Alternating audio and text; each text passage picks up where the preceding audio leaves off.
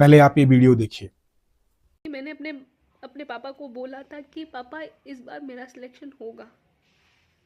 मेरे 99 प्रश्न ठीक हैं, मैं 99 प्रश्न सही करके आउट हूँ। 91 प्रश्न वाला अंदर है। ये है आयोग की पारदर्शिता। देश में महिला होना बहुत बड़ी चुनौती है और शायद दिव्यांग होना बहुत बड़ा अभिशाप। नमस्कार दोस्तों, मेरा नाम वैष्णवी है। मैं हरदोई जनपद की रहने वाली हूँ।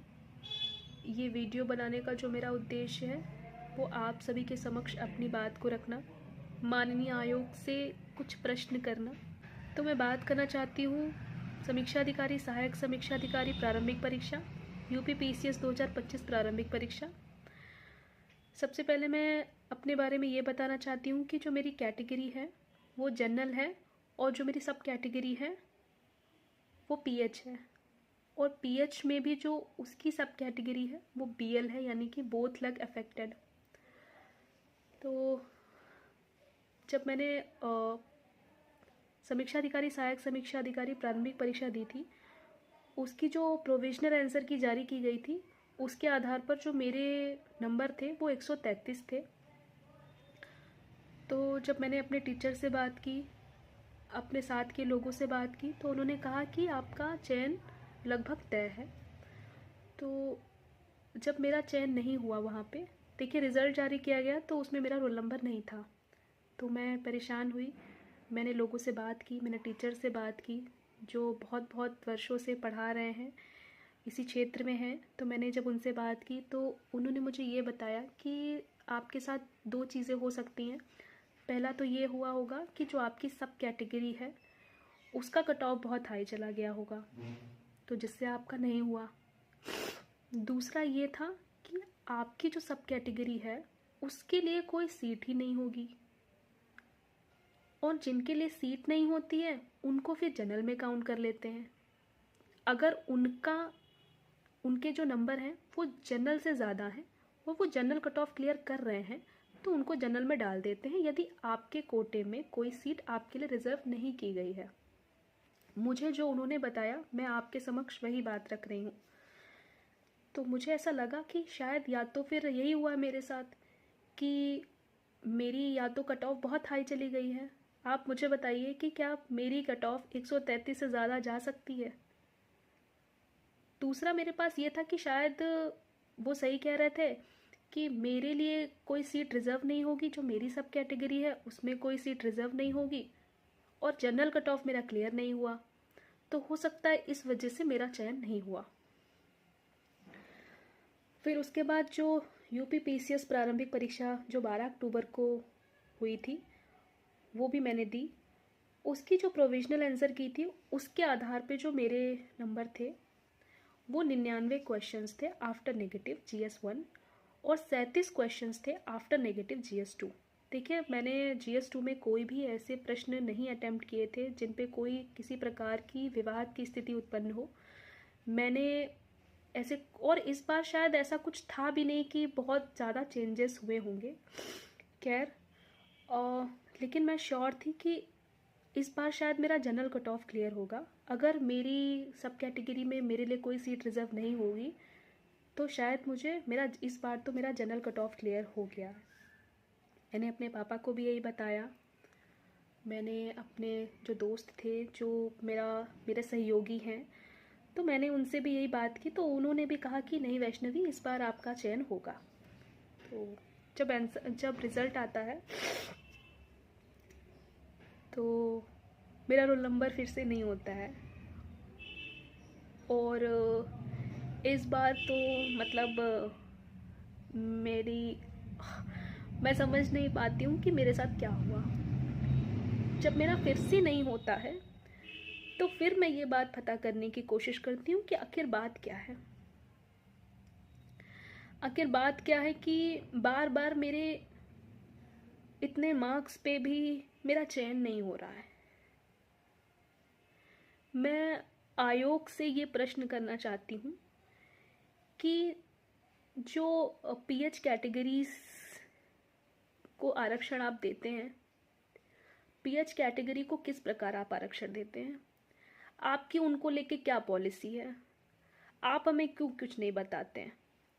तो ये तो सरासर नाइंसाफ़ी है। अगर मेरे लिए कोई सीट रिजर्व नहीं है तो आप मुझे वो विकल्प क्यों देते हैं। मैंने आपका पिछला जो कट ऑफ देखा उसमें 3-4 लोग, 3 सब कैटेगरीज के लिए ही वो कट ऑफ आप जारी करते हैं। इसका मतलब यही है कि आप सिर्फ उन 3 सब कैटेगरीज के लिए ही सीट आरक्षित करते हैं। तो आप हमें वो विकल्प ही क्यों देते हैं जिनसे हम भरें। और यदि आप हमें कोई सीट रिजर्व नहीं देते हैं, वहाँ पे हमें रिजर्वेशन का फ़ायदा नहीं देते हैं वहाँ पे, तो आप हमें जनरल में डाल दीजिए। हम सक्षम होंगे तो हम जनरल कट ऑफ क्लियर करेंगे, हम सक्षम नहीं होंगे हम बाहर हो जाएंगे, हम इस बात को एक्सेप्ट कर लेंगे। लेकिन क्या नीतियां हैं आपकी आरक्षण को लेके, किस प्रकार आप आरक्षण दे रहे हैं पीएच वालों के लिए, ये आप हमें क्यों नहीं बता रहे हैं।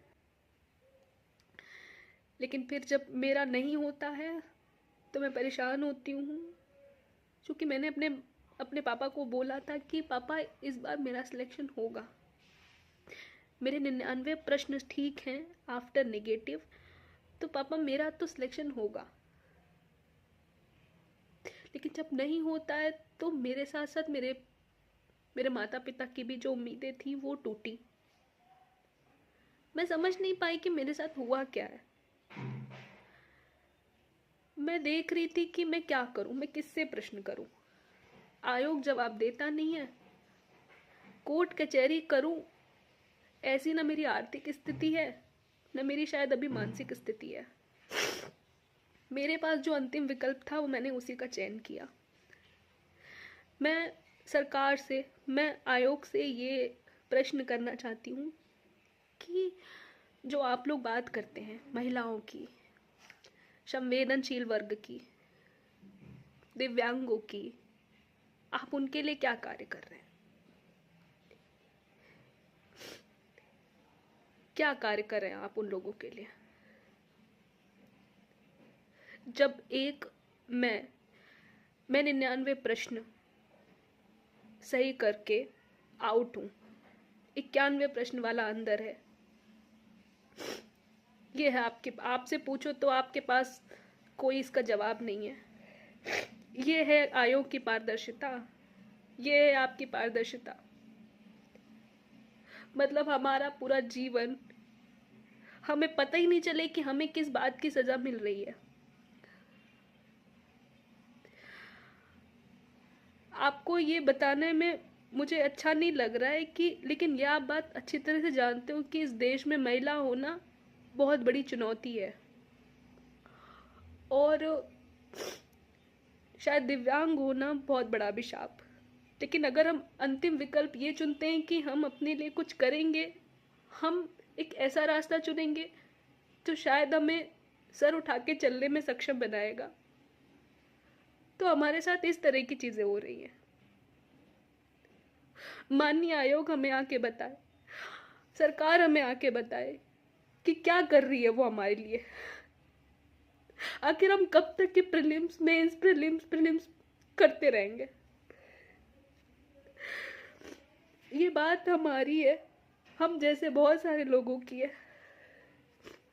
हमारे साथ साथ हमारे माता पिता भी बहुत सारा सफर कर रहे हैं इन सब चीजों में। आप किस आधार पे हमें बाहर कर रहे हो, आप हमें बता क्यों नहीं रहे हो, क्या पॉलिसी है आपकी आरक्षण को लेके, किस तरह आप आरक्षण लागू कर रहे हो, आप हमें कुछ बताओगे नहीं, हम यही भंवर में फंसे रहेंगे। मेरी आयोग से सिर्फ इतनी मांग है कि हमारा रिजल्ट, हमारा मार्कशीट हमें जारी करे, हमारा कट ऑफ जारी करे और मुझे भी बताए कि जो भी वो दिव्यांगों के लिए आरक्षण देते हैं आपकी क्या पॉलिसी है उनके लिए, किस तरह से आप आरक्षण को लागू करते हैं।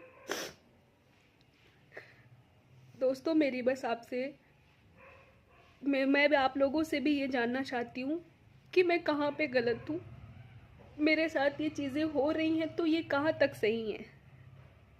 मैं चुप रही थी, समीक्षा अधिकारी के पेपर रिजल्ट के बाद मैं चुप रही थी। उसके बाद ये स्थिति आ गई है कि मेरे साथ फिर ऐसा हुआ। ऐसे तो मेरा कभी सिलेक्शन नहीं होगा।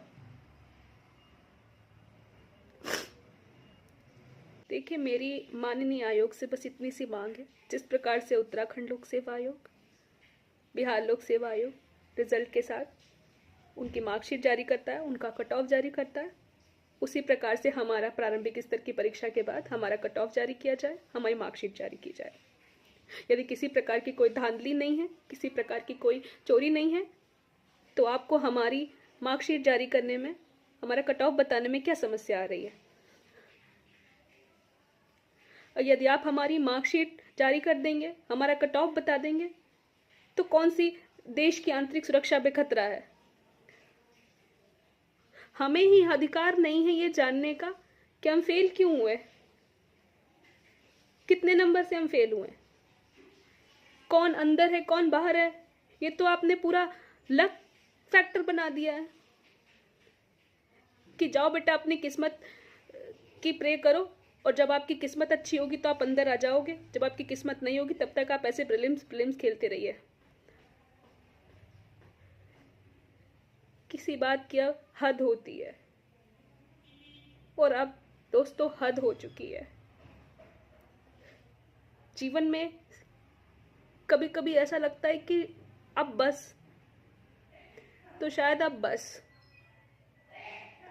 इस वीडियो को ज़्यादा से ज़्यादा शेयर कीजिए, जिससे इनकी बातें और इनके जैसे बाकी सभी लोगों की बातें आयोग तक पहुंचे।